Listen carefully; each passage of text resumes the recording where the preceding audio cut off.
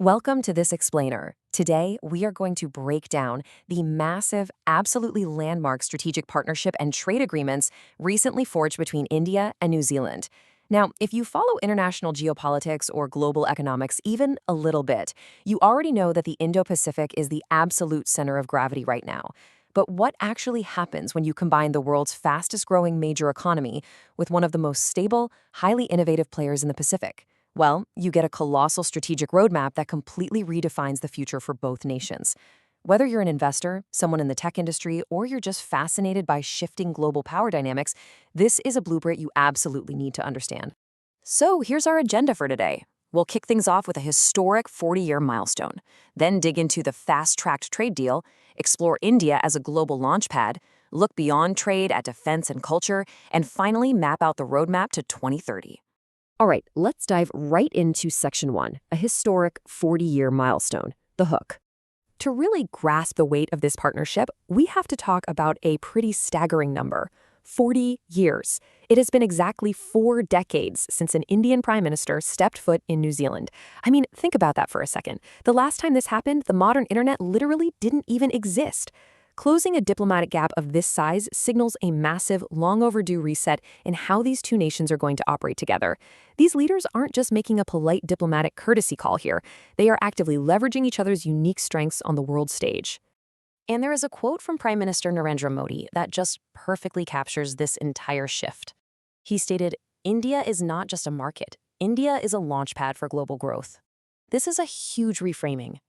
India is no longer positioning itself just as a massive consumer base where companies show up to sell products. No, it's a launchpad. It is an active engine designed to propel global businesses forward. It's an open invitation to join an unprecedented growth journey fueled by digital transformation and an exploding middle class. Moving right along to Section 2, the fast-tracked trade deal, a record-breaking FTA. Usually in the world of international trade, things move at a completely glacial pace, right? You've got years of negotiations, endless red tape, constant back and forth. That is the norm, but not in this case. The crucial takeaway here comes down to just one number: 9. In an astonishing 9 months, these two nations locked down a sweeping free trade agreement. 9 months. That is record-breaking speed, designed to aggressively expand bilateral opportunities. And this FTA is the true bedrock of their new strategic partnership. We aren't just talking about lowering tariffs on physical goods. This deal fundamentally unlocks modern economic drivers. It allows for seamless tech exchanges, services, and crucially, talent mobility. So now, the sharpest minds in both countries can collaborate without dealing with the usual frustrating visa friction. It is a total game changer. Which brings us to Section 3, India as a global launchpad, unlocking capital. Let's talk money, specifically $20 billion. That massive figure is New Zealand's 15-year investment commitment into India's growth journey. And to be clear, this is not just some speculative cash being thrown around. It is highly targeted, strategic capital meant to directly intertwine New Zealand's economic future with India's upward trajectory over the next decade and a half. Furthermore, by the year 2030, both nations are committed to aggressively doubling their bilateral trade in goods and services. The target? 7 billion New Zealand dollars, which is roughly 35,000 crore rupees. It is a super clear, highly quantifiable baseline that will hold both governments strictly accountable as they build out this massive economic launchpad. So, you might be wondering, where exactly does all this money go? Just look at the staggering scale of India's Smart Cities mission. We're talking about 8,000 urban infrastructure projects currently underway across 100 different Indian cities. They are absolutely ripe for partnership. See, New Zealand brings world-class, battle-tested expertise in critical areas like seismic resilient infrastructure and advanced water management. It makes them the absolute perfect partner for a build-out of this magnitude. Prime Minister Modi even opened the door for New Zealand universities to set up physical brick-and-mortar campuses right there in India. Next up is Section 4, Beyond Trade, focusing on defense and culture, and the 18 outcome documents. This partnership generated 18 different outcome documents, and they reveal a remarkably diverse relationship that goes way beyond just dollars and cents. It spans hard power, like reciprocal logistics that actually allow the Indian Navy and the New Zealand Defense Force to share resources, but it also includes a joint working group on counterterrorism, teamwork on Antarctic research, and even specialized agriculture. They literally created a unique kiwi fruit action plan to set up centers of excellence in Nagaland and Uttarakhand. It's just incredibly expansive. To really grasp the geopolitical security aspect of all this, we have to talk about the IPOI, or the Indo-Pacific Oceans Initiative.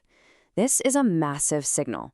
By officially joining this collaborative framework, New Zealand is boldly stepping up alongside India to ensure a safe, secure, and stable maritime domain. It proves that this partnership is definitely not just about economics.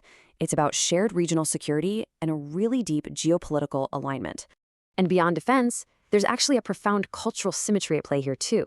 Both India's ancient civilizational values and the indigenous Maori traditions of New Zealand share a deeply rooted respect for nature, community, and sustainability. What's fantastic is that this free trade agreement purposefully and actively integrates Maori businesses. It ensures that this new economic boom respects indigenous communities and that the growth stays inclusive and sustainable for everyone involved. Finally, we land on Section 5, the Roadmap to 2030, covering governance and the future. The sheer diversity of future cooperation here is stunning. Sustainable energy, while New Zealand is joining the Global Biofuels Alliance to align with India's push for a greener future. Climate vulnerability, they are actively expanding crucial disaster management ties. They're even syncing up on animal husbandry, dairy cooperation, tourism, and sports. They are basically binding their societies together at almost every conceivable level over the coming years. But how do you actually execute a plan this massive? Well, Prime Minister Modi outlined that this entire roadmap to 2030 is built sequentially on a foundational philosophy of governance. It's a three-step methodology: reform, perform, and transform. By committing to this structure, the Indian government is ensuring long-term policy stability and political continuity for foreign investors.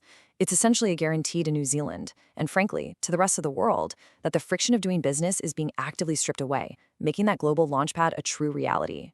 Which leaves us pondering one final, absolutely vital question. With a record-breaking 9-month FTA and a staggering $20 billion capital injection, is the India-New Zealand partnership the ultimate new blueprint for Indo-Pacific growth? When a fast-growing global giant and an innovative Pacific leader align this deeply, the ripple effects are going to be felt worldwide for sure.